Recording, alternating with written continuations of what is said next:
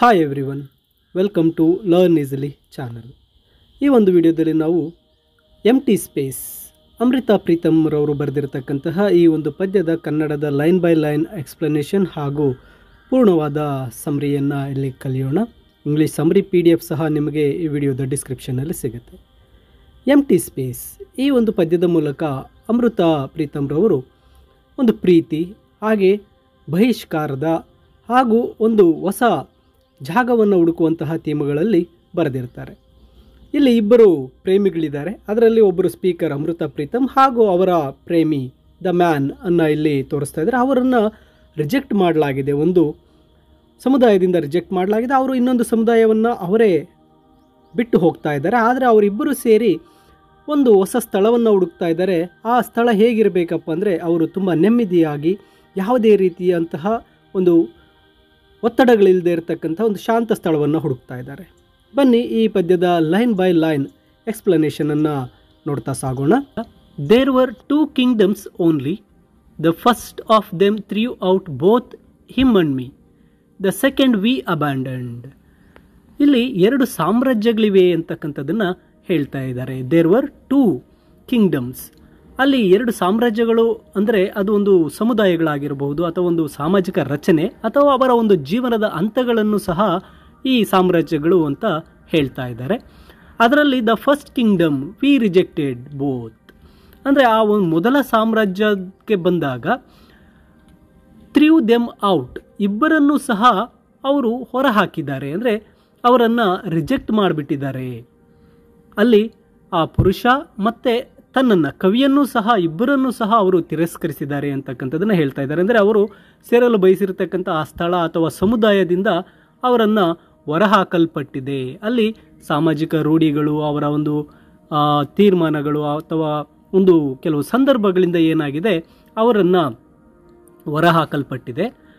The second we abandoned. ಇನ್ನು 2ನೇ ಸಾಮ್ರಾಜ್ಯಕ್ಕೆ ಬಂದಾಗ ಆ ಸಾಮ್ರಾಜ್ಯವನ್ನು ಇವರಿಬ್ಬರು ತೊರೆದಿದ್ದಾರೆ.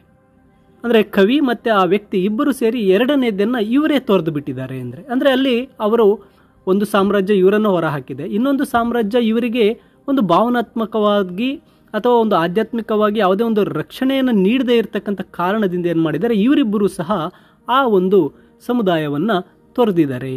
ಈ ಒಂದು ಪದ್ಯದ ಒಂದು ಥೀಮನ್ನು ನೋಡಿದಾಗ ಅಲ್ಲಿ ಒಂದು ತಿರಸ್ಕಾರ ಅಂತಕ್ಕಂಥದ್ದು, ಹಾಗೆ ರಿಜೆಕ್ಷನ್, ಅವರನ್ನು ತಿರಸ್ಕಾರ ಮಾಡಲಾಗಿದೆ, ಹಾಗೆ ಸೆಲ್ಫ್ ಎಕ್ಸೈಲ್ ಅಂತ ಅಂದರೆ ಅವರ ಒಂದು ಸ್ವಯಂ ವನವಾಸದ ಒಂದು ಕಲ್ಪನೆಯನ್ನು ಈ ಸಾಲುಗಳು ಎತ್ತಿ ತೋರಿಸುತ್ತೆ.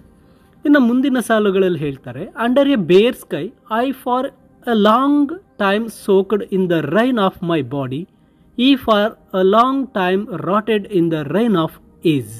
ನೋಡಿ, ಈ ಸಾಲಲ್ಲಿ ಹೇಳ್ತಾ ಇದ್ದಾರೆ ಅಂಡರ್ ದ ಬೇರ್ ಸ್ಕೈ, ಬೆತ್ತಲೆಯಾದಂಥ ಆಕಾಶದ ಅಡಿಯಲ್ಲಿ.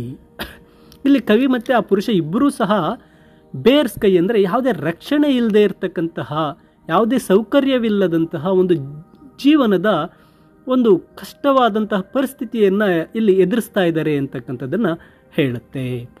ನಂತರದ ಸಾಲು ನೋಡಿ, I for a long time soaked in the rain of my body.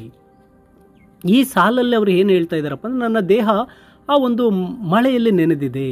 ಅಂದರೆ ಇಲ್ಲಿ ಆ ಕವಿಯವರ ದೇಹ ಅಂತಕ್ಕಂಥದ್ದು ಅವರು ಹೇಳ್ತಾ ಇದ್ದಾರೆ ಬಹಳಷ್ಟು ಸಂಕಟವನ್ನು ಅನುಭವಿಸ್ತಾ ಇದ್ದಾರೆ. ಮಳೆ ಅಂತಕ್ಕಂಥದ್ದು ಒಂದು ಕಣ್ಣೀರು ಅಥವಾ ಒಂದು ನೋವನ್ನು ಇಲ್ಲಿ ಸೂಚಿಸ್ತಾ ಇದೆ. ಅಲ್ಲಿ ಕವಿ ಆ ಒಂದು ಕಣ್ಣೀರು ಮತ್ತು ನೋವಿನಲ್ಲಿ ನೆನೆದಿದ್ದಾರೆ ಅಂತ ಹೇಳ್ತಾ ಇದ್ದಾರೆ. ಅದರ ಜೊತೆಗೆ ಅ ಮ್ಯಾನ್, ಆ ವ್ಯಕ್ತಿ, he for a long time rotted in the rain of he's.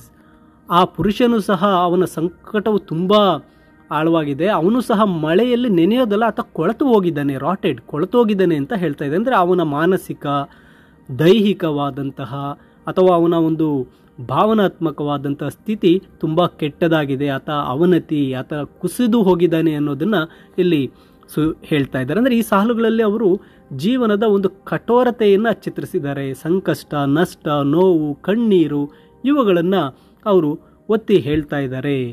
ನಂತರದ ಸಾಲುಗಳಿಗೆ ಬಂದಾಗ, then like a poison he drank the fondness of the years, he held my hand with a trembling hand.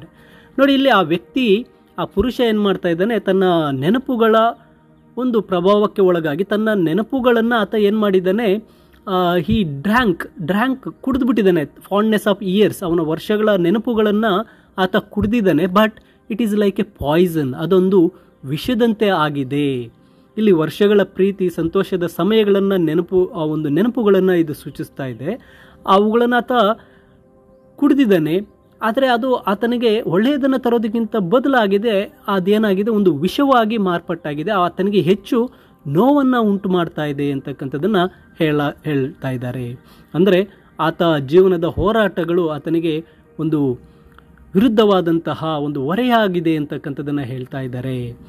ನಂತರ ಆತ ಏನು ಮಾಡ್ತಾ ಇದ್ದಾನೆ, he held my hand with a trembling hand. ಅಷ್ಟು ಕಷ್ಟಗಳಿರ್ತಕ್ಕಂಥ ಆ ಪುರುಷ ಏನು ಮಾಡ್ತಾ ಇದ್ದಾನೆ, ಸಹಾಯಕ್ಕಾಗಿ ಈ ಕವಿಯವರನ್ನು ಬಂದಿದ್ದಾನೆ. ಕವಿಯವರ ಹತ್ರ ಬಂದು ಆಕೆಯ ಕೈಯನ್ನು ನಡುಗುವ ಕೈಯಿಂದ ಹಿಡಿದಿದ್ದಾನೆ.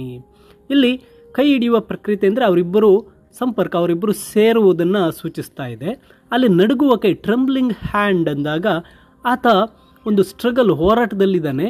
ಆ್ಯಂಡ್ ಎಮೋಷ್ನಲಿ ಫ್ರಾಗಿಲಿಟಿ ಮೀನ್ಸ್ ಅವನು ಭಾವನಾತ್ಮಕವಾಗಿ ದುರ್ಬಲನಾಗಿದ್ದಾನೆ. ಈ ಹೋರಾಟದಿಂದ ಆತ ತುಂಬ ದೌರ್ಬಲ್ಯನಾಗಿದ್ದಾನೆ. ಆತನ ಕೈ ನಡುಗ್ತಾ ಇದೆ ಅಂತಕ್ಕಂಥದ್ದನ್ನು ಹೇಳ್ತಾ ಇದ್ದಾರೆ. ನೋಡಿ, ಈ ಸಾಲುಗಳಲ್ಲಿ ಆ ಒಂದು ಹತಾಶೆಯ ಕ್ಷಣಗಳನ್ನು ಈ ಸಾಲುಗಳು ಹೇಳ್ತಾ ಇದೆ. ನಂತರ ಸಾಲಲ್ಲಿ come let's have a roof over our heads a while, look further on ahead, there between truth and falsehood a little empty space. ಇಲ್ಲಿ ಆ ವ್ಯಕ್ತಿ ಕವಿಯವರಿಗೆ ಹೇಳ್ತಾ ಇರ್ತಕ್ಕಂಥದ್ದು ಏನಂತ ಹೇಳ್ತಾ ಇದ್ದಾನೆ, come let's have a roof over heads a while. ಬನ್ನಿ, ಸ್ವಲ್ಪ ಸಮಯದವರೆಗೂ ನಮ್ಮ ತಲೆ ಮೇಲೆ ಒಂದು ಆಶ್ರಯವನ್ನು ಪಡೆಯೋಣ. ಅದು ಕೇವಲ ತಾತ್ಕಾಲಿಕ. ಅಲ್ಲಿ ಹೇಳ್ತಾ ಇದ್ದಾರೆ let's have a roof over heads a while, ಸ್ವಲ್ಪ ಸಮಯದವರೆಗೂ ಅಂತ. ಇಲ್ಲಿ ರೂಪ್ ಅಂದಾಗ ಒಂದು ಆಶ್ರಯ, ಒಂದು ಸೂರು ಅಂತ ಹೇಳುತ್ತೆ. ಇದು ಭೌತಿಕವಾಗಿರೋದಕ್ಕಿಂತ ಇದು ಭಾವನಾತ್ಮಕವಾಗಿ, ಒಂದು ಮಾನಸಿಕವಾಗಿ ಸ್ಥಿರತೆ ಮತ್ತು ಭದ್ರತೆಯನ್ನು ಹೇಳುತ್ತೆ. ಅಥವಾ ಅವರ ಕಷ್ಟದಿಂದ ತಾತ್ಕಾಲಿಕವಾದ ಪರಿಹಾರವನ್ನು ಹೇಳುತ್ತೆ. ತಾತ್ಕಾಲಿಕವಾಗಿ ನಾವು ಸ್ವಲ್ಪ ನೆಮ್ಮದಿಯನ್ನು ಪಡೆಯೋಣ ಅಂತಕ್ಕಂಥದ್ದನ್ನು ಈ ಸಾಲಿನಲ್ಲಿ ಹೇಳ್ತಾ ಇದ್ದಾರೆ.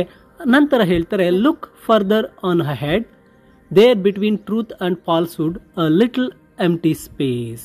ಆ ಪುರುಷ ವ್ಯಕ್ತಿ ಹೇಳ್ತಾ ಇದ್ದಾನೆ, ನಮಗೆ ವಾಸಿಸಲು ಒಂದು ವಿಶಿಷ್ಟ ಸ್ಥಳವನ್ನು ಆತ ಹೇಳ್ತಾ ಇದ್ದಾನೆ. ಅದೇನಪ್ಪ ಅಂದರೆ, ನಾವು ಮುಂದೆ ನೋಡಿದಾಗ ನಮಗೆ ಅಲ್ಲಿ ಬಿಟ್ವೀನ್ ಟ್ರೂತ್ ಆ್ಯಂಡ್ ಫಾಲ್ಸ್ಹುಡ್, ಸತ್ಯ ಮತ್ತು ಸುಳ್ಳಿನ ನಡುವೆ ಒಂದು ಸ್ವಲ್ಪ ಖಾಲಿ ಜಾಗವಿದೆ. ಆ ಜಾಗವನ್ನು ನಾವು ಸೇರೋಣ ಅಂತ ಹೇಳ್ತಾ ಇದ್ದಾರೆ. ಸತ್ಯಕ್ಕೂ ಮತ್ತು ಸುಳ್ಳಿಗೂ ಮಧ್ಯದಲ್ಲಿ ಒಂದು ತಟಸ್ಥವಾದ ಸ್ಥಳ. ಆ ಪ್ರದೇಶ ಏನಾಗಿದೆಯಪ್ಪ ಅಂದರೆ ಎಲ್ಲಗಳಿಂದ ಮುಕ್ತವಾಗಿದೆ. ಅದು ಸಾಮಾಜಿಕ ತೀರ್ಪುಗಳಿಂದ, ನಿರೀಕ್ಷೆಗಳಿಂದ ಅದು ಮುಕ್ತವಾಗಿರ್ತಕ್ಕಂತಹ ಒಂದು ಸ್ಥಳವಾಗಿದೆ. ಆ ಸ್ಥಳವನ್ನು ನಾವು ಪಡೆಯೋಣ, ಆ ಸ್ಥಳಕ್ಕೆ ನಾವು ಸೇರೋಣ ಅಂತಕ್ಕಂಥದ್ದನ್ನು ಹೇಳ್ತಾ ಇದ್ದಾರೆ. ಅಂದರೆ ಆ ಖಾಲಿ ಜಾಗ ತಿರಸ್ಕಾರ, ಸಂಕಟ, ಸಂಪರ್ಕದಿಂದ ಒಂದು ಶಾಂತಿಯನ್ನು ನೀಡ್ತಕ್ಕಂತಹ, ಆಶ್ರಯವನ್ನು ನೀಡ್ತಕ್ಕಂಥ ಒಂದು ಸ್ಥಳವಾಗಿದೆ. ಆ ಸ್ಥಳವನ್ನು ನಾವಿಬ್ಬರು ಸೇರೋಣ ಅಂತ ಹೇಳಿ ಈ ಪದ್ಯದ ಕೊನೆಯಲ್ಲಿ ತಿಳಿಸ್ತಾ ಇದ್ದಾರೆ.